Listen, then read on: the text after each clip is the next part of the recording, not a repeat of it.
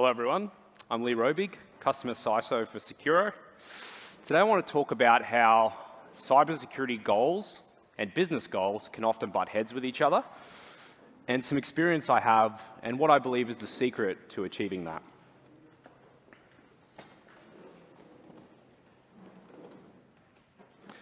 So first of all, a bit about me. It's Roebig, Customer CISO for Sekuro, as I said before. My job is to help clients with cybersecurity strategy, advisory, risk, and also associated security technologies as well to help them on that security roadmap. I've completed numerous cyber strategies for various enterprises hosted in Australia. And I've been doing this a little while, almost 10 in cybersecurity and just over 16 in technology as well. Prior to joining Sekuro, I held multiple cybersecurity leadership positions on the customer side as well, hence that job title. Now, I've got a question for the audience. Security is a business enabler. I want to see hands up who agrees with that sentiment. Okay, actually less hands than I thought, considering there's a fair bit of CISOs and that in the room, but that's interesting. Now, let me ask that same question a different way. If I went up to the average business, so non-security people, right, and asked them the same question, do you think security is a business enabler? Hands up who thinks they would say yes. Not even one. Okay. And why is that? That's what I want to talk about today, because I don't think it's all our fault in the cybersecurity team. See, we've always had this fork in the road when we're trying to secure an organization. On one side, we've got security, resilience, risk reduction. And then on the other side, we've got happy users, productive users, innovation. Often we had to sacrifice one to get the other. And as security leaders responsible for protecting our organization from threats, it's no real surprise that we would often choose the path of security. But what is the impact if we choose the path of security far too often instead of that path of keeping people happy?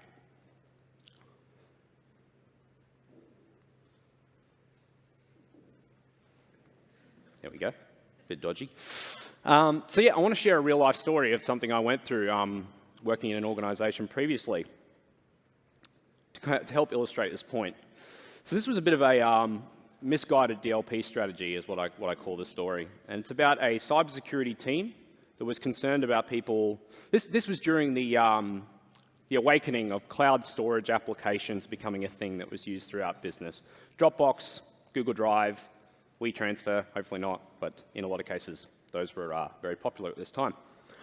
And none of these were used inside this particular business. And of course, the security team saw these, and they were worried about data being exfiltrated from the organization by these methods. So they said, I know what we'll do. We'll block these completely.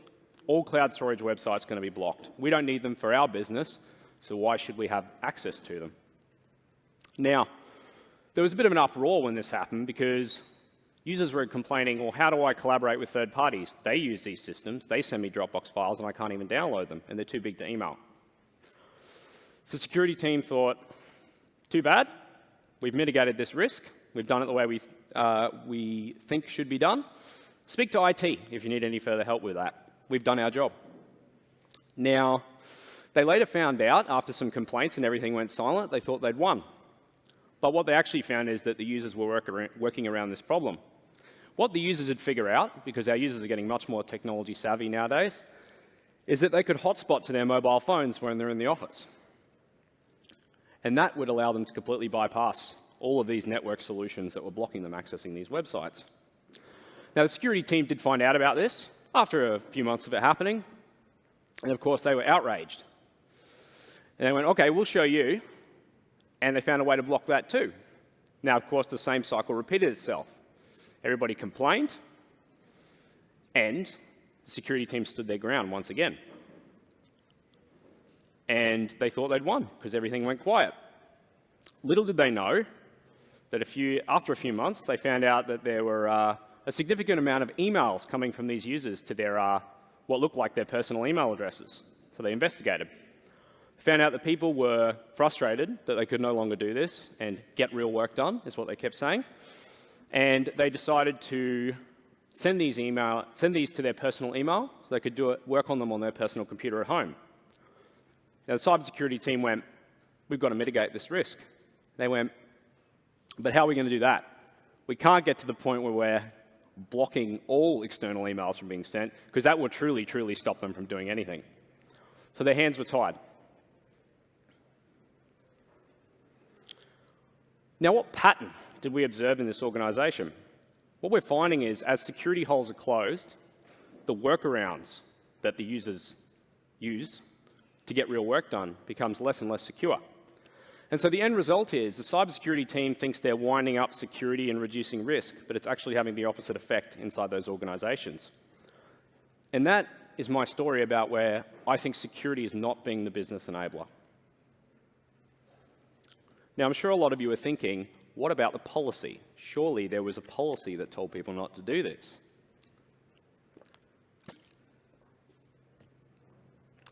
There was a policy, but that didn't matter. And why? Why didn't that matter? Let's talk about that. Because employees inside an organization, when they think of policies, they look like Dr. Evil here, right? Policies, sure, those things. Everybody remembers them and follows them, right? I'm sure all of us today remember all our policies that belong to our organization. Unlikely, right? And employees get promoted at organizations based on their results in their respective area. Salespeople get promoted because they hit targets. Finance people get promoted because they save the company money or whatever else they do. I'm not a finance guy. Not because of their adherence to cybersecurity policies.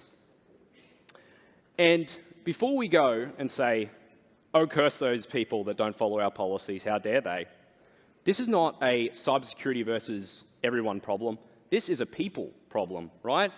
Because nobody, including us in this room, plenty of security professionals, likes reading policies. Nor do they remember what's in them, particularly when they're not related to your particular area. And you know what's funny? A lot of security professionals that I've spoken to cannot always remember what's in the policies that they themselves wrote. This is a human problem. I want a quick check. Who can relate to this story? You've been inside an organization before, security is overly strict, people continue to try and find workarounds. A few hands go up. It's good to hear. Now, I want to talk about why I consider this a suboptimal approach. Now, those of you who haven't been in an arcade for a while, hopefully you remember this game. But this game's called Whack-A-Mole, if anyone can't quite remember. And the idea behind this is a mole's head pops up, a fake one, there's no animal cruelty, and you hit it on the head, and another one pops up just as quick. This is why we call this the Whack-A-Mole approach. The same thing's happening. Your hammer, which is your security controls, keep hitting these workarounds on the head, another one pops up just as quick. But you don't get a prize for this. It's not fun. You just get stress and frustration inside your organization. And this has a knock-on effect in terms of the effectiveness of your overall cybersecurity program. For example, you will have difficulty influencing the wider business. Budgets and initiatives in the boardroom will go unnoticed. So put yourself in the shoes for a second of an exec, say a CFO, and he or she, you're trying to pitch something that has a cost obviously associated with it to mitigate a risk. And in the back of his or her mind, all they're thinking is how often they get complaints within their department about how often the security team slows them down.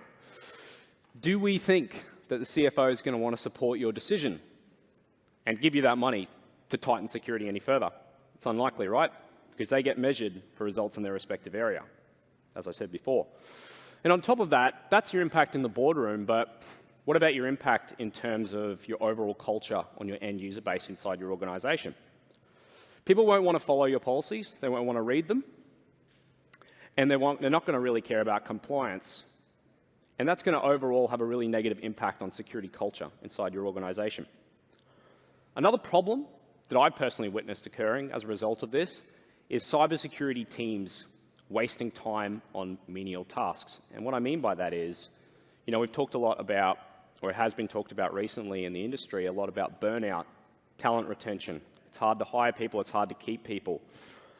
So we have a really important job to make sure that our team are doing important tasks and they're happy. Now, if they're spending more than 50% of their time fielding complaints from people having middle management stand over their shoulder about about unblocking this thing they need to access, fighting with the IT team because they're getting too many tickets about these sorts of controls that they've implemented, they're going to leave, or they're going to be pretty unmotivated, which is neither of those are good situations for your security team to be in. And you won't be liked, and that's a key thing. You know, I talk to a lot of CISOs and the like about this, and security leaders, and they go, it's not my job to be liked. But don't forget, we're all human. Humans like to listen to people that they like and that they respect. If they do not like the security team, they will not listen to you, no matter how valuable or important your advice is, because you're going to be seen as the oppressor of them rather than the protector. Now, let me share a more happy story about where I thought cybersecurity was the business enabler. Again, a real story from a business that I've worked in. Now, the cybersecurity team at this organization wanted to do things differently. They wanted to be the business enabler, and they did this by having their decisions led by empathy, not just by risk mitigation. And so what that means is, when they had a risk that they need to mitigate with a control, they would think, who would we impact if we decided to do it this way? Is this actually a significant risk? If it's not, why are we even thinking about blocking it? And if it is a significant risk, do we need to totally block it outright? Or can we constrain it fairly by narrowing in on the focus of what the real risk is within that? It's essentially taking a bit of a sniper rifle approach instead of a shotgun approach to risk.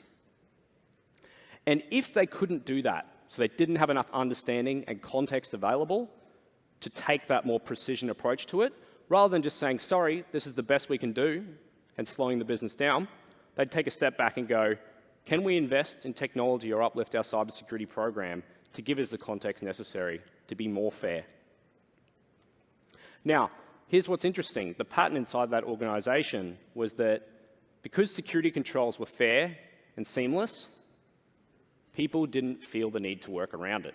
It just became part of their daily job. And as a result, because people have a positive attitude towards security and the team, they weren't afraid to approach security. In fact, they were doing it willingly, to ask for help and guidance. Now, plenty of us, especially security professionals in the room, have experienced users trying to not involve us in a project until far too late, when it's too late to mitigate a lot of the risks, or it's going to have a huge amount of cost for the organization.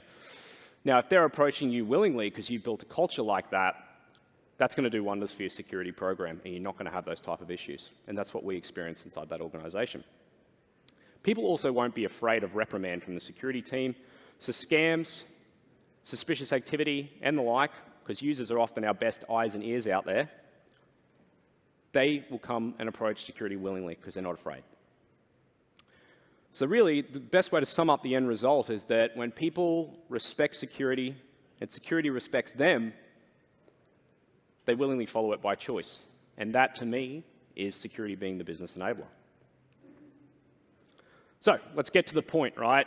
We talked about there's a secret to all of this. Well, there's a number of secrets, right? But one I want to explain first. I'm going to talk about zero trust for a second. Don't all get up and leave. I promise. This is valuable, hopefully. I want to see a show of hands. Who is a little bit tired first of hearing about zero trust in the market, from vendors, from partners, from, well, anything and everything? Nice. I was tired of it too, because it's been going on for like 5 years now. Certainly before I became a consultant, I was on the receiving end of this a lot. But I knew that if it was being talked about that much globally, there must be something to it. So I went off and did my own research, experimentation, and we could talk about all day the security benefits of aligning with something like zero trust. And this is what the market's really good at doing, right? Mitigate more risk, da-da-da-da. But I want to talk about the hidden benefit I found, and this is where I believe is the key secret to talk about today. With zero trust, you can improve security and even not just maintain that positive user experience, but improve it at the same time. So you remember that fork in the road we talked about earlier? You don't need to choose one or the other anymore. You can have both at the same time and even improve both. So it can be a really key part of your program in being the secure business enabler.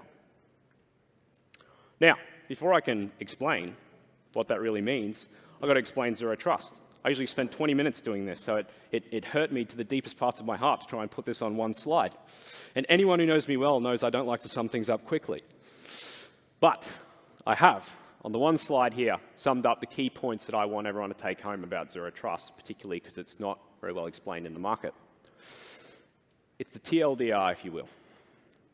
So Zero Trust is a holistic, modern approach to security that we need to take now because of the modern approach we're taking to technology, where a lot of our old security controls don't work anymore and old ways of doing things.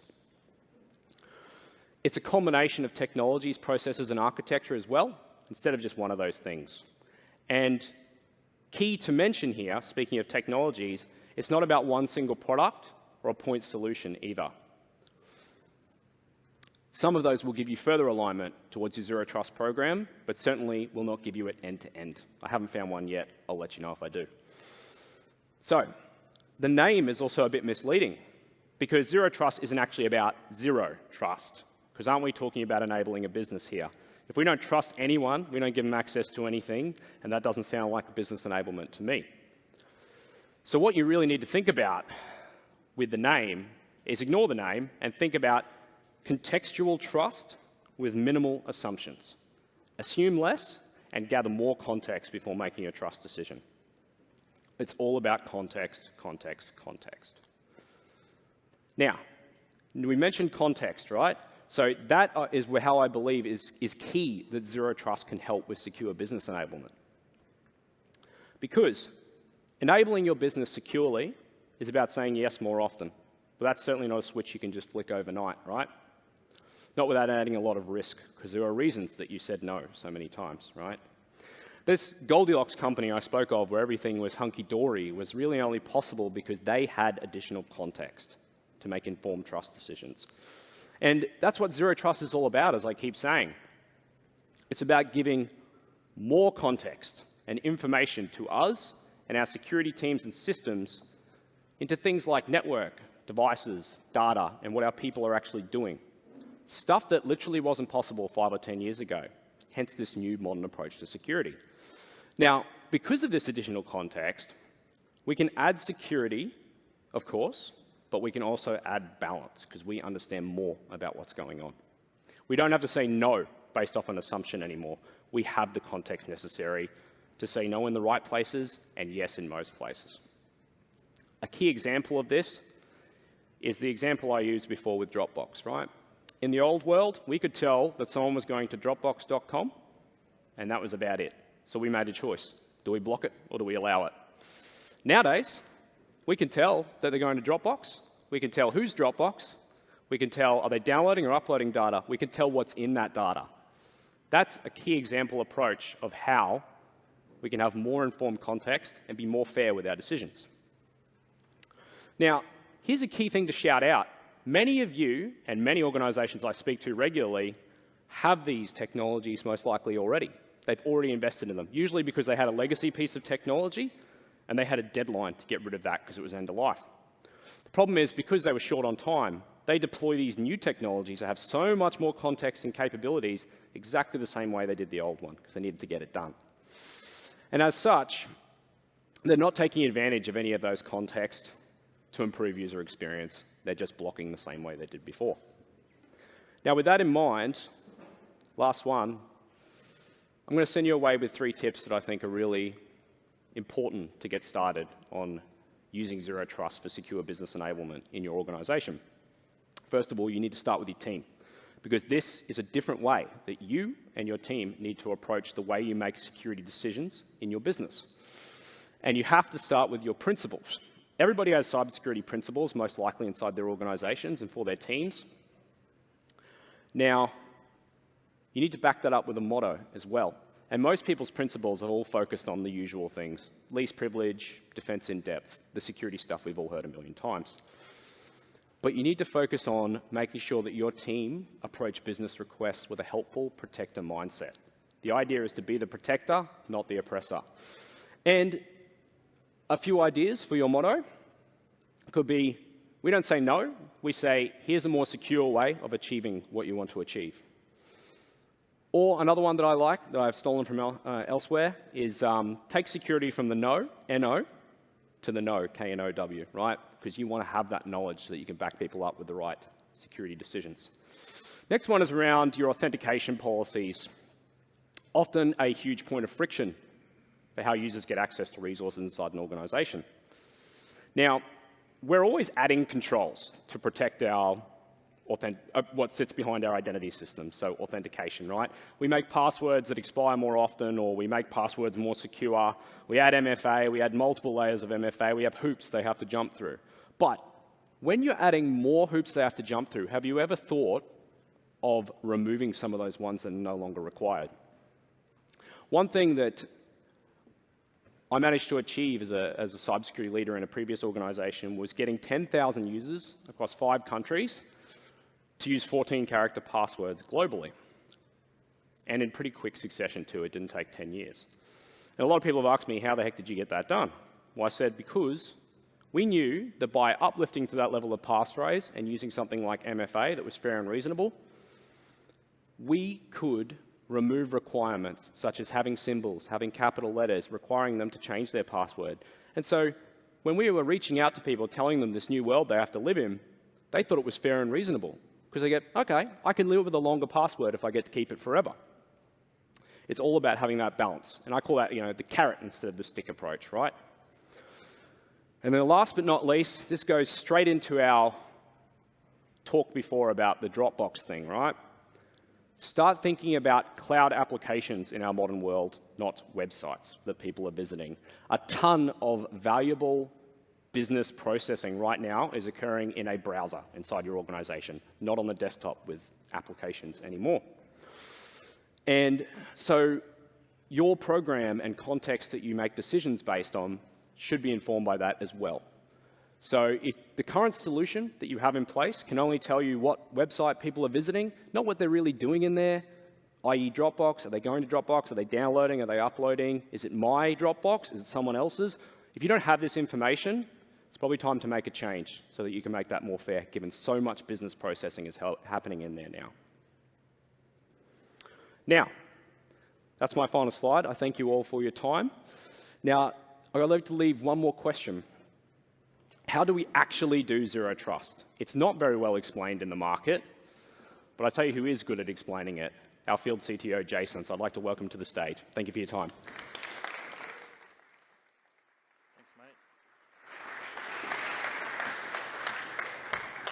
Hey, good afternoon, everyone. Yeah, so my name is Jason Trampevski, and I'm the field CTO at Sekuro. So a little bit about me. I lead our technology strategy and vision, and I work alongside our sales teams, marketing, technical teams, vendors. Let's get kicked off. A little bit of pre-warning. I'm going to be talking around zero trust. If you were to go onto Google today and search that, you would get a lot of answers from a lot of vendors, sales teams, marketing teams. So we're going to try and demystify that today. So I went to Google, I typed in zero trust architecture, and got an example of this. I just picked Microsoft off the back of just a random thing. But looking at this more closely, it wasn't really speaking to me on how is this going to help a customer increase their security posture? How is it going to help them get, or how's it going to help them get started on zero trust? So I kept looking, and I looked really deeper, and like the more time I spent on looking at this diagram, I noticed this. It just looked like spaghetti. I was going to put something else to start with S, but I thought spaghetti was a bit better. However, the whole purpose of what vendors, marketing consultancies are trying to do is to try and make the complex look simple. But because it's really, really far from the truth, it's actually making things a lot more complicated than it needs to be. So if I was a customer, how do I start or where do I get started? You actually need to start everywhere. And here are our 8 pillars of zero trust. The key thing to zero trust here is starting with the people. There's always a human element to everything that we do. It's not spoken about enough, but it's really, really important. Creating a culture that, having a culture around awareness and resilience is key. And if we step through some of these identities, endpoints, networks, infrastructure, applications, the whole goal of zero trust is also to protect your data. It's the number one goal, protect your data. And on top of that, applying actionable insights and using analytics and context and getting metrics has been, as what was mentioned previously. It's really important to get context and insights into what you're trying to look at because because your context and insights are going to be different for every single team member. It's not going to be the same for all parts of the organization. So it needs to be tailored to each team within the business. So how do I align and what do I need to align with? So our guiding principles are always verify. So just because I had access yesterday doesn't mean I need to have access today or because I could have done something. Least privilege, only give me access to what I need. Assume breach, assume that assume that attacker is inside your network, and try and minimize the blast radius. Another key principle is to secure anywhere. Whether I'm working from home or from the office, I should have the same level of security. Applying that context around continual analysis, so making sure I'm getting the right insights. And cloud ready on two parts. Is my solution cloud ready? Is it API ready?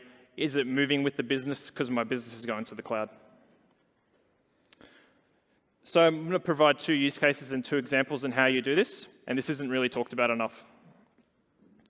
So use case number 1, really, really simple. Connect users to applications. To connect users to cloud apps. So here's an example of what we do today. I'm a user connected to the internet, trying to access Dropbox. I require authentication and apply MFA, hopefully. This was okay doing this, but I'll show you a better way on how to do this. Now I'm a user trying to access a cloud application. I prompt for my identity. So I usually would go now and try and authenticate. However, I'm going to verify my device. I'm going to get more context out of my device. I might have done something really dodgy last night and it's compromised my laptop. So I want to verify that I'm in a compliant state. So above my threshold, so I've set my threshold of 80, so cool, I'll grant access, and then I'll authenticate. So this is a much better way, really, really simple way just to apply some zero trust principles to what you're doing today to connect to cloud apps. Use case number 2, connect users to private applications. Right now, a lot of you are probably using VPN, connecting from my laptop again or a device, connecting over the internet. VPN is exposed over the public internet, and then I require authentication. It was okay to do this, but again, I'll show you a better way. So now I'm coming off my endpoint that is secured by CrowdStrike and Zscaler. I'm connecting to app.internal, connecting to my cloud broker, my cloud security broker. It says, stop, who am I? I want to verify who I am. I go back and check my device context. Is my device compliant? And is everything okay? Cool, I've scored above 80, I'll grant access. I then try and connect to the app. But however, the broker asks me, am I authorized to access this application? Yep, happy days. Now the proxy from inside the application tries to verify, am I doing anything malicious? And am I trying to exploit anything? No, cool, grant access. So now I've connected to the application and not the entire network as a user. So this is another better way of how to connect users to private apps using zero trust principles. So 3 quick tips. Number 1, connect the dots and integrate what you have today.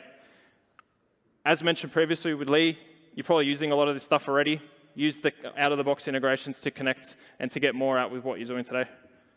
Number 2, create actionable insights to help you make more informed decisions. Make sure they're actionable insights for each individual team, as I mentioned before. And number 3, lastly, you need to look at what you can do, what you can't do. We meet, a lot of customers that say, oh, I can't do zero trust, it's too difficult. Like we have a whole bunch of legacy. If you do 50% of something, zero trust, or whatever it is, whether you do 50% in your personal life, work life, doesn't matter. If you look at what you can do and what you can't, it's really, really important. And lastly, just to wrap up, it's important to work with organizations and customers that help you unravel the spaghetti, which is us. nice and short and sweet. I've got Brett Lee waiting for me after this, so I need to wrap it up. But just quickly, I will invite Lee onto the stage. Thanks, guys.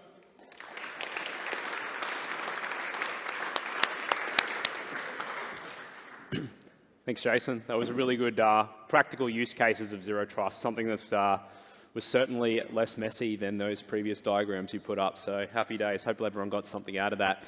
So speaking of spaghetti, a lot of that spaghetti is made by vendors and their marketing teams and the like, right? So we want to have a little panel now where we get up a couple of spaghetti makers, if you will. So we've got someone from CrowdStrike and Zscaler that are going to come up here, senior security architects. And we're going to ask them some difficult questions, and we also encourage the audience to do the same. So welcome Zscaler and CrowdStrike.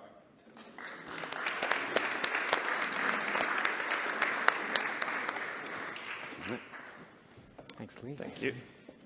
Thank you. Nice speak, Jason. You're asking the first question? Yeah. Can I level with you, Jace? Yeah. After sitting on Old Faithful up there for the last 3 hours, I was kind of eyeing off the couch over here. Not too bad. Yeah, guys, if you want to quickly introduce yourselves. Sure. Mitch. Hi, so my name is Mitch Kelly. I'm from Zscaler, and I'm the practice build consultant there for Australia and New Zealand. So what that really means is I work with our trusted partners like Sekuro and help undo the spaghetti that we've created and help them make a nice, tasty meal for their customers. Thanks, Mitch. Good afternoon. My name is St. Philip. I'm a senior solutions architect at CrowdStrike. Been with the company for 2 years, and I work with the channel space. So I work very closely with our trusted partner, Sekuro, and also with vendors that we have really cool integrations with. Pleasure to be here. Welcome. Cool, thanks, guys. So to Mitch, we'll start with Mitch. So what's the #1 pain point you're best at helping your clients? So what's the #1 pain point you're best at helping your clients address? Just one pain point. Number one. Just one, yeah. Okay, I mean, I've got to be honest, it's kind of tough picking one pain point because every single customer is different, right? You all have different pain points that we address in different ways. So what Zscaler does really well is we work with you to uncover that pain point. And how our platform and how our technology helps you with your pain points is we've amalgamated a bunch of point solutions and we've put them into a platform-based approach that'll cover pretty much all of that capability that you would expect from those point solutions, but being able to deliver it in a holistic manner that reduces the amount of vendors that you have to deal with, reducing the management and monitoring. Hello. Test. Reducing the, yeah, we go. I was about to yell. So, yeah, reducing the management monitoring overheads and just ensuring that it's much easier than working with all those disparate point vendors. Sen? Yeah, it's a bit more simpler for us. When I first started with CrowdStrike, we had this induction slide, and that 3 words. We stop breaches, right? Simple, but effective for our customers. And that's what CrowdStrike does. We've been doing that since day 1. And it's, each of those words means something. When we say we, I'm talking about not only just employees, but our customers, our partners, and also the vendors that we have integrations with as well. Stopping breaches. This is one of the main concerns for many of our customers, right? And at CrowdStrike, we want to do that not just for your laptops, but your servers. And earlier this session, I heard about cloud and using containers. You could have containers that spin up a database server for 5 minutes in the cloud. We want to stop breaches there too. So back to your question, we stop breaches for customers when it comes to cloud and endpoints. Yeah, thanks, Sen. Thanks, Mitch. Nice. All right. Heaps of people here. We've already heard a few people talk about, oh, we're using CrowdStrike for this, or perhaps there's plenty of people here who also use Zscaler for things as well. So speaking to people in the room who might be existing customers of your platforms, and you guys are obviously regularly talking to customers and looking at their environments and making practical improvements and recommendations to them, if you could just name 1 or 2 things, pieces of advice that you see over and over again that people using your platform should do today, what are they? Okay, so if we started with 2, a quick one comes to mind. We've got CrowdStrike up on stage here, and it's not leveraging the technology ecosystem that's available. So we have over 70 vendors that we integrate with, so it's hard to find a customer where we don't have an integration, and just ensuring that you stitch that together. With CrowdStrike's integration with Zscaler, we're able to share threat intelligence with each other. And what that really does help is it reduces the time to detect and the time to remediate threats when they're discovered within the network, and we can both leverage that intel to block it at the endpoint and also within the network. With the second one, I like to think of a data-driven approach. And if I think of one thing that I make sure that I read every year, apart from my comp plan, is the Verizon Data Breach Investigation Report. Anyone here read that bad boy? Yeah. Awesome, all three of you. So what's good about it is it's a fun document to read, which is kind of weird when you think about cybersecurity. Lots of pretty pictures for people like me, and there's a bit of fun in there and a couple of Easter eggs. And if we look at this year's Data Breach Investigation Report, one of the biggest things that we saw up there in terms of the initial vectors was credential theft. And Zscaler's got a really effective data loss prevention capability within it. We've just announced capability yesterday to help you classify data automatically, which is one of the biggest obstacles to adopting DLP in the first place and implementing it. So I would say the second one is look at the DLP capability and ensure that you're leveraging some of that auto classification to help you find credentials that might be transmitted or stored. Thanks, Mitch. Over to you, Sen. Yeah, I'll make it a little bit more basic. Getting visibility. Visibility into the assets that you've got in your organization, and that's getting harder and harder. When you think about cloud as well too, as you spin up these containers that run for a few minutes and shut down, how do you get visibility of that? What is it doing? How does IT get access to that as well, right? And visibility in the assets. And the reason I bring this up is because as we look at information that we get from our frontline teams, a quarter or 25% of the attacks that happen, they happen from unmanaged assets, assets that don't have any security controls in place. Your third-party contractors, do they have security on their laptops?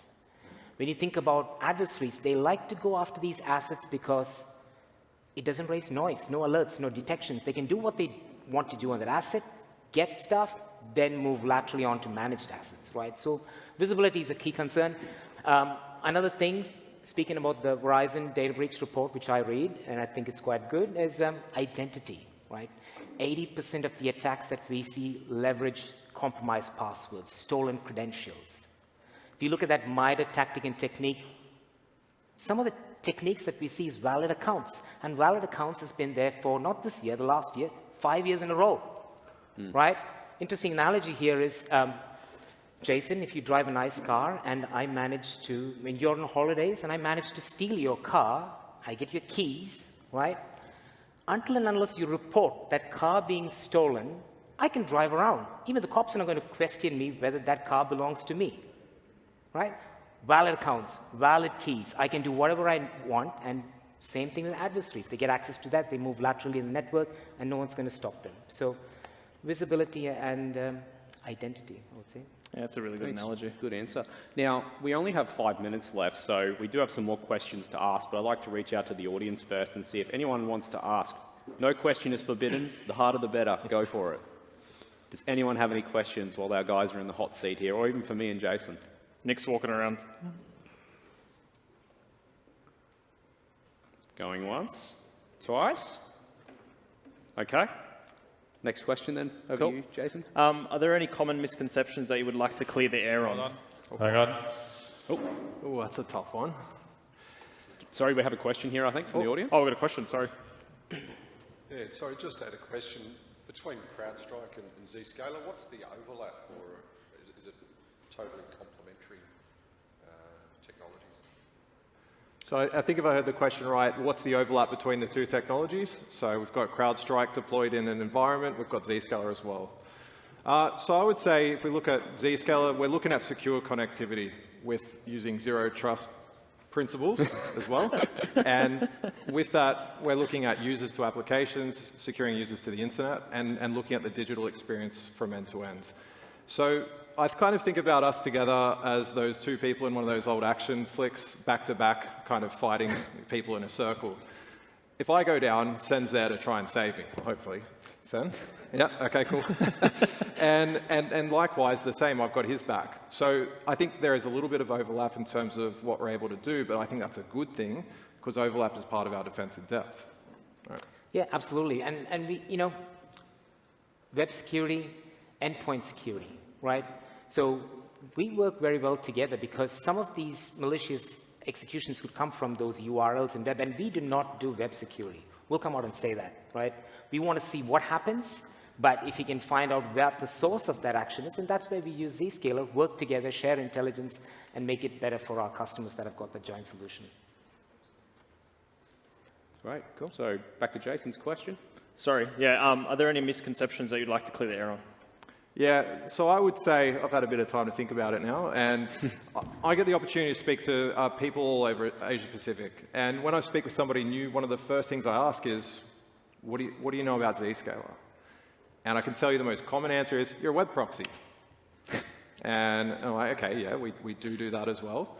And that's the thing, is generally thinking about us as a network security product versus a platform that's able to, what Lee was talking about before, not only provide security, but also enhance your business's agility, because we remove a lot of that technical debt. It allows you to move quicker.